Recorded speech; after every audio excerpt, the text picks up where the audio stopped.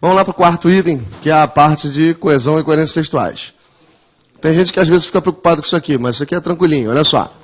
Vamos começar pela coerência, tá? Vamos lá, a história da coerência. Como é que é a história da coerência?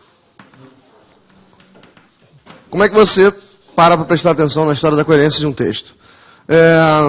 Nenhum bicho de sete cabeças, tá? Pensa a coerência tal como você entende coerência no dia a dia. Aliás, vamos pensar o contrário, quer dizer, lembrar de situações que você fale do contrário.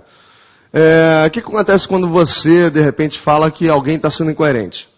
O que está rolando, na verdade, na ocasião? Quando alguém fala alguma coisa ou se comporta de alguma maneira que você fala assim, isso aí é incoerente. O que está acontecendo é que alguma coisa ali não fez sentido. Né? Às vezes chega até o contraditório. Não é assim que acontece? Mas, enfim, como normalmente a coisa está comprometida com sentido, o que você está vendo é que, já que ali não tem sentido, aqui, com relação à coerência, você tem que pensar simplesmente o seguinte, é só o momento, na hora que a gente tem que avaliar a coerência de um texto, é só o momento que você tem que observar o sentido que o cara está ali colocando naquele texto. Quer dizer, que já vai estar colocado na situação de prova. Está claro isso? Belezinha? Olha só, voltando para a questão da coerência. Então, a coerência implica observar os sentidos que o cara coloca lá dentro do texto. Enfim, em função do conteúdo lá que ele está dizendo, do tipo de texto que ele vai ter colocado lá para você. Olha só. Só que mexer com sentido, é claro, observar sentido é observar, na verdade, a lógica. Né? E aí a gente pode observar tanto a lógica do texto como todo, como de cada parágrafo, de cada período, depende do que a questão vai requisitar da gente. Tá claro isso? Belezinha? Bom, essa é a história da coerência. Vamos lá para a história da coesão. A história da coesão. A palavra coesão, gente, está comprometida com isso aqui, ó. Está comprometida com a palavra ligação. Tá? Então, observar a coesão do texto é observar a ligação entre as partes de um texto. Tá? É isso que você tem que já ter de antemão na cabeça.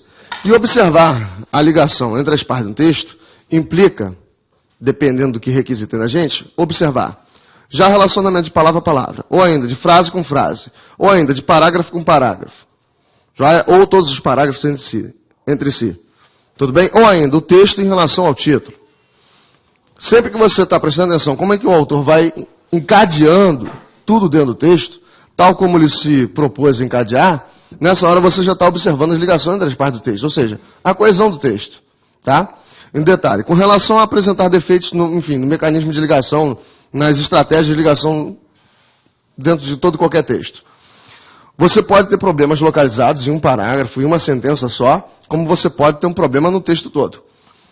Eu não tenho visto, nunca vi, as bancas colocarem problemas, ou melhor, textos problemáticos no seu todo. Né? Quando acontece um problema localizadinho só numa parte. Vamos lá, a questão da coesão. Estava falando que a coesão é observar sempre o compromisso das ligações entre as partes de um texto. Tá? E o que eu estava falando, a última informação que eu dei foi, eu nunca vi prova nenhuma pegar e botar um texto problemático na sua frente. Tá? Pode botar um texto chato, difícil, que você não gosta, isso é outra história. Tá? Mas texto problemático eu nunca vi. Às vezes tem uma sentença lá que está mal redigida, uma ou outra, aí o cara vai aproveitar a ocasião, dependendo da banca, faz perguntas sobre aquilo.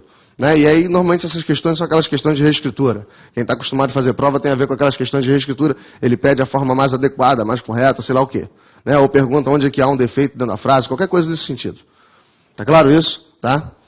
Bom, mas vamos lá. A questão da coesão, já que está comprometida com a história da ligação, em termos gramaticais, a gente tem duas criaturinhas que normalmente já começam a ser alvo de nossas atenções. Quais são as criaturas que são alvo de nossas atenções? São as preposições e são as conjunções. Por que essas duas? Porque essas duas, com muito maior frequência, se prestam a ligar as partes de um texto. Né? Seja de expressão a expressão, sentença a sentença, oração a oração, e por aí vai. A gente pode também aproveitar a ocasião aqui para falar das locuções, tanto prepositivas quanto conjuntivas. Aliás, a gente não viu isso ainda na aula de português, mas a gente vai falar disso aos poucos, gradativamente, sobretudo quando chegar a regência. Tá?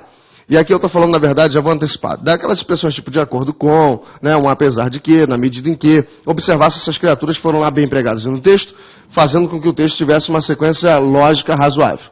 Tá? Bastante razoável, bastante compreensível. Só que aqui a gente falou de duas classes. Mas, na verdade, a história da coesão, a história da ligação entre as partes do texto, pode acontecer a partir da observação do emprego de todas as classes gramaticais dentro do texto. Você não precisa ficar concentrado apenas na história das preposições e das conjunções. Sim? E aí, só para você observar isso, vamos botar um exemplozinho aqui, bobo, rápido, mas que já faz com que a gente verifique que a história da ligação entre as partes do texto tem a ver com toda e qualquer classe gramatical. Olha só, quando alguém fala uma sequência de frases como essa aqui, ó. Fui ao shopping. Fui ao shopping. E aí logo depois a pessoa faz isso aqui, ó. Lá estava, nessas épocas aí de feriados, de datas comemorativas, dia das mães, dia do não sei o que aí. Né? Lá estava o inferno. Ou Natal, sei lá o quê. Quando a pessoa diz uma sequência de frases como essa, ela produz esse textinho aqui no seu todo, e no seu todo o que aconteceu? O lá faz referência a quem? A shopping. Sim? Esse fazer referência já é observar que essa palavra se liga a essa dentro do texto. Isso tem a ver com coesão textual? Tem. E todo texto tem isso o tempo todo. 24 horas. Tranquilo? Sim, 24 horas você tem sempre como apreciar esses mecanismos de uma palavra se referindo a outra, sendo meio que sinônima da outra, ou antônima da outra, e coisa do tipo, tá? E olha só as classes gramaticais que estavam aqui em jogo. Shopping, gente, é um substantivo, tá? E o lá? O lá, a princípio, é um advérbio. Então, o que é que eu estou te mostrando? Que, para além da história, eu nunca tive um público tão grande ao vivo. Tem aqui 6 pessoas ao vivo. Tá? Eu estou aqui com a multidão, estou me sentindo no Maracanã. Né? Olha só. Aqui, então, você está vendo direitinho que você não precisa ficar preocupado só com a história das preposições e das conjunções. Tá? Toda e qualquer palavra que apareça no texto já é objeto, enfim, de trabalho lá, sobretudo olhando a história da coesão. Tranquilo, tranquilo? Belezinha? Só que aqui a gente está falando de elementos escritos, preposições, conjunções, enfim, toda e qualquer outra classe que vai aparecer. Puxa mais uma seta aí como se estivesse vindo ainda da palavra ligação. Aqui a gente está falando de elementos presentes no texto, visualizáveis dentro do texto, só que a coisa também pode acontecer com a ausência ou omissão de vocábulos, de palavras, de quaisquer naturezas, tá? E aí pode ser qualquer classe gramatical aqui sendo omitida, tá? Aí você poderia perguntar para mim o seguinte, Antônio, como é que a história da ligação, a história da coesão pode estar comprometida mesmo uma palavra lá qualquer da vida estando omissa, isso é, não tendo sido escrita dentro do texto? Vou te mostrar aqui a história. Com 2 exemplos bobinhos, mas que já são exemplos que vão ajudar a nossa vida. Olha só. Quando você tem um textinho como esse aqui, ó. Leio jornais e depois ele revistas. Se eu não me engano, esse exemplo também está na minha aula de gramática. Tá? Quando você tem essa situação aqui, o que é que está rolando? Primeiro que o texto é entendível, todo mundo se dá bem com isso aqui, não tem nenhum mistério isso aqui. Só que a gente tem elementos aqui não escritos. Por exemplo, a gente não tem aqui o eu. O pronome eu não estava escrito. Mas isso aqui tem a ver com a história da coesão? Tem. Quem é que faz com que você recupere tranquilamente o pronome eu? A terminação do verbo, né, que a gramática chama de desinência. Ó, se a gente está sempre preso ao pronome eu em função da terminação do verbo, se a gente está preso, a gente está ligado. A gente observou as relações de ligação entre pessoa gramatical e terminação de verbo. Isso aqui tem a ver com coesão? Tem. Isso aqui tem a ver com coesão textual. Num detalhezinho dos mais simples, mas tem a ver. Tá claro isso? Belezinha? Bom, na outra parte do texto, você está vendo que não foi repetido quem? O verbo ler. Né? Afinal de contas, o contexto da segunda informação é o mesmo contexto da primeira. Essa omissão do verbo ler também tem a ver com coesão textual? Tem. Por quê? Porque o contexto da segunda sentença é o contexto da primeira. Tá claro isso? Belezinha? Tranquilinho? Tá? E aqui a gente observou, da maneira mais simples, essa história aqui de coesão por meio de ausência ou omissão de vocábulos. Tranquilo, galera? Tá?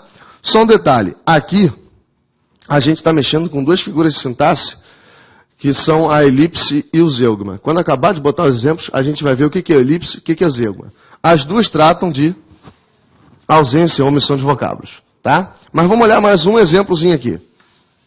Mais um exemplozinho aqui. Exemplo também simplesinho. Quando você diz uma sentença como essa aqui, o celular tocou. Aqui você tem um texto pequenininho, 3 palavrinhas, tudo entendível, tudo tranquilo. Né? Aqui você tem ausência e omissão de vocábulos? Tem. Tem. O que é que foi omitido nesse texto aqui? Aqui foi omitida a palavra telefone. Tem gente que pensa aqui no dono do telefone. Não precisa pensar tanto não. Tá? Aqui foi omitida a palavra telefone. E foi omitido por quê? Porque de modo geral, pelo menos em situações metropolitanas, ninguém tem dúvida quanto ao fato de celular estar diretamente relacionado a telefone. Mas na verdade não é só a palavra celular que faz com que a gente recupere automaticamente, a cada vez que essa frase é dita, a palavra telefone, ou, enfim, tem a palavra telefone na cabeça. Quem é que faz? Na verdade, é todo esse contexto aqui final. É celular mais o verbo tocar. Por que eu falo que são as duas palavras? Porque só a palavra celular, sobretudo fora de contexto, ela ainda pode estar comprometida com o sentido de qualificar todos os eventos pertinentes a uma célula. Todos os eventos celulares são, enfim, eventos da célula. Então isso aqui pode ser adjetivo do que ocorre numa célula. Está claro isso? O que faz com que eu prenda o meu entendimento automaticamente a palavra telefone é todo o contexto final. Está claro isso? Num texto em prova, como você tem mais informações, 1 parágrafo, 2 parágrafos, ou enfim, 3, 4, 5 linhas, né, ainda que eles botem lá aquele texto pequenininho, dependendo, o resto do texto é que faz com que você se prenda a uma só ideia. E isso é prestar atenção aos movimentos de coesão de um texto. Está claro isso? Belezinha, belezinha? Legal, legal? Bom, mas vamos falar da história da elipse do zeugma, só para fazer uma anotaçãozinha sobre isso. Já vou te dar um alô. Aqui mesmo nos exemplos. Aqui a gente já tem casos de elipses e a gente já tem casos de zeugma. Onde é que a gente teve elipse aqui? A gente teve elipse no eu e no telefone. Vamos anotar aqui? Eu vou escrever pequenininho, anota o que eu estou falando. Aqui a gente tem no eu um caso de elipse e aqui na palavra telefone também um caso de elipse. Nessas duas. E zeugma, onde aconteceu? Apenas aqui na história do verbo ler. Aqui você teve a história do zeugma. Vamos tentar ver se a gente consegue entender a história aqui a partir da prática, entender a teoria a partir da prática. Vamos lá. A elipse é a omissão, é a ausência de quem? Não pensa classe gramatical não, nem pensa função sintática, não vai resolver nada. Presta atenção no seguinte fato. O eu, essa criatura, a gente colocou aqui no texto. E, porventura, ela já tinha aparecido em alguma informação anterior? Impossível, não tinha nada antes. Sim? Então, o eu foi a omissão de um termo que ainda não tinha sequer sido citado no texto. A mesma coisa aconteceu com o telefone? A mesmíssima coisa. A palavra telefone não tinha sido mencionada em nenhum momento antes. Já é? Então, quem é a elipse? A ausência ou omissão de uma criatura que ainda não tinha aparecido no texto. Já é? Enquanto que o verbo ler, aqui na história do zeugma, presta atenção aqui. O verbo ler, ele já tinha aparecido no texto? Já tinha aparecido? Já. Ele já tinha aparecido. Então qual é a única diferença entre elipse e zeugma? Os dois tratam de omissões. Só que na elipse, a criatura não apareceu antes. E no zeugma, a criatura já apareceu no texto. Tá claro isso? Beleza? Vamos anotar isso? Vamos lá. A elipse. Vamos anotar direitinho. A elipse é a omissão de termo que não apareceu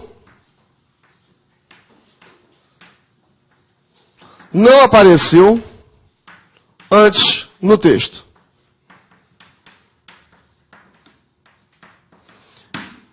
E E o zeugma? Anota aí. É só anotar que a gente já falou. O zeugma é a omissão de termo